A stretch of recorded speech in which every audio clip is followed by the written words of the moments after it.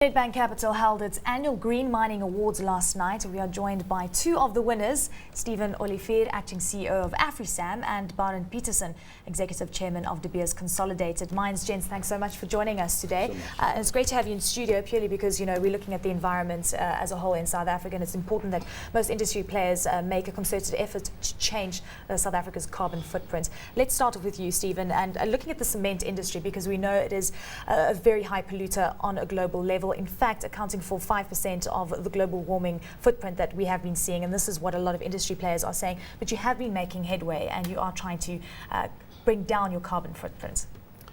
Yes, you are right. The cement industry is a carbon emitter of some proportion.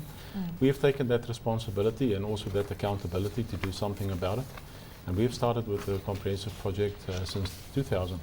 To reduce our carbon footprint as it stands at the moment. We started initially obviously with the basic things, to getting production right, making sure that we have energy efficient processes, that our processes are run well. But we have recently also went one step further by refining our products and the way we constitute our products. Barend, looking at the diamond industry and the mining industry as a whole, diamond mining isn't as invasive as the normal mining industry is. As gold mining and platinum mining. From your perspective, and also the fact that De Beers has been very hands-on when it comes to the environmental impacts, what projects have you been undertaking? The main project that we actually were rewarded for last night is our diamond route project. De Beers and the Oppenheimer family have a greater sustainability vision. Because of the special nature of the gems we produce, we have an affinity with nature, and therefore we have in the Sustainable World Conference held in South Africa in 2002, we were examining the possibility of creating a diamond route. It started off as a birding route and developed into a diamond route, where we have got properties in Johannesburg, the Oppenheimer Gardens, Prentice, our property in Limpopo, the Venetia mine, the Rooipoort, our farms, where we've connected with the Namaqualand diamond mines. And we, over a period of time, has developed projects where people stay over. But more importantly, important research is being carried out. We've managed to develop some serious linkages with NGOs and research. So it's not so much about the way that you're mining the diamonds, but rather the peripheral projects that you can, of course, be involved in because of the diamond mining. Is that what you're saying? That's what we're saying, and also including like the Venetia project is on our diamond mines. It's within the parameters of our property, but we have linked up these properties in order to create a diamond route, where a lot of research is being carried out, and scholarships for professorships, etc., to make sure that we contribute in a very sustainable way. Mostly one of the best examples is a farm at Rooipoort, which we acquired in the 1800s, which to this day is one of the very significant and successful projects for De Beers.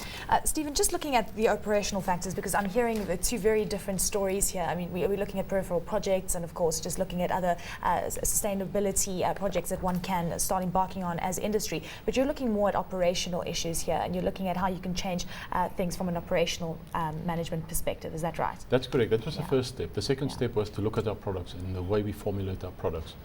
It has a direct impact not only on mining ourselves, because we are mining for raw materials to produce a product, but it also has an impact on electricity. It also has an impact on energy in terms of coal mining, and I think that is a benefit that we have seen over the time. We have been able to reduce our carbon emissions, CO2 specific, about 33%. But doesn't that naturally increase purely because you see cement production increasing as well? That is correct. As you perhaps are aware, concrete is the second most used commodity after water in the world. So for sure, there's a growth in terms of the amount of CO2. But we have been able to effectively offset that by reducing the specific CO2 emission per ton of cement that we produce. If you understand what I do. But also just looking at the efficiency that will come through because of the operations, because of the new technology that we've been seeing. At the end of the day, we need to start weaning ourselves off dirty elements, cement being one of them, because it is a very high polluter. At the moment, it's about, as you correctly say, 12%, between 4 and 5% in terms of the world standards. South Africa is slightly below 2%. It's a commodity that we need. We are working consistently on reducing the CO2 impact that it has in terms of its production processes. And I think we've come a long way to better the situation. Let's touch on industry as a whole and the environmental impact assessments that we've been seeing in South Africa. We know the Green Scorpions have been very vocal lately since 2007 and embarking on a lot of inspections. Do you think enough is being done, and do you think industry is doing enough? Because we also hear about a lot of greenwashing. Barend, let's get views from you. I think it's a progressive nature. Industry will continually strive to do more. The question is, are we doing enough? I certainly believe there's room for improvement. We have to respect nature. And as an industry, it is an invasive industry. But De Beers is a long-term miner. We are not mining for the short term. Therefore, we at All Material Times act responsibly in the way we mine and the way we, through engagements with industry, engage industry in various platforms in order to increase participation, in order to be more aware of the impact that we have on them. Stephen, very quickly, industrialized nations, the nations that have already gone through the industrialization process, and a lot of the developing world like Africa, it seems that there's a big tug of war happening between how much carbon emissions we can emit to try and get ourselves to various growth levels. What is your view on that?